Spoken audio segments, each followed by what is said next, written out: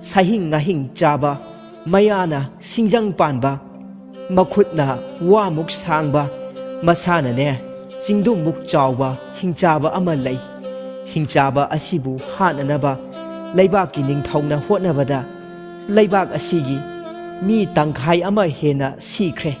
Lan thum yum kai kaya masing khangdana mangkhre. Adubu hingchaba adu phaba hatpa ngamdre. Laybak ningthawgi manay masil pumdamaksu hingchaba aduna hatokhraba matungda ningthaw adubu sune mahakna pharaga hananaba hingchaba aduna ningthawda asumna hairakhi.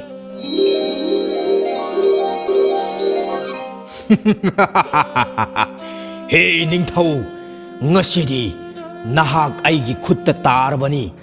Aduna aina haiba wafam ama nahakna yagadabani. Karigumba ai hakna hairiba wafam masibu nahakna yadaba tarabadi ningthau nangbu hana hatkani. Aduga nahaki laybak asida layriba miyoi pumnamak aigi chinjak oina numit khudingi phaduna chagani. Aduna ningthau nangna konung asigi maning thangba saruk asida ai hakna lainanaba achauba yum ama sagadabani. Numit khudingi oina ayuk anganbada sa ngana thanna yawba chak khudeng tara aigi chinjak oina aina layriba yum asida nanaina sel tharaktuna thilakkadabani. Aduga numidang khudingi aigi chara oinanaba miyoi amamam aigi sang asida tharakkadabani. Madudagidi ningthau aduna siningdabanina hingchaba aduna haiba wafam pumnamak adu laybak sinba thongna lauthoklammi.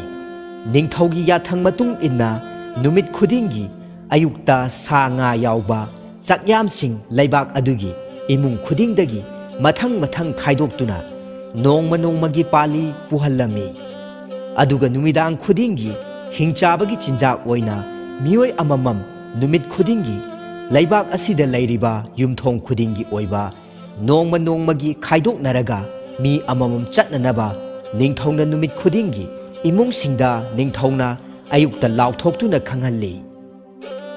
Adunane ibungo ngasi asi isu iben ani khakta layjaba imung asida miyoi ama hingchabagi chinjak oina ngaihak layraga chatpa taredo karigumba chatrabadi hayeng ayu anganbada ningthawgi manai sing laklagane aikhoi anibu punna pharaga hingchaba adugi chinjak oina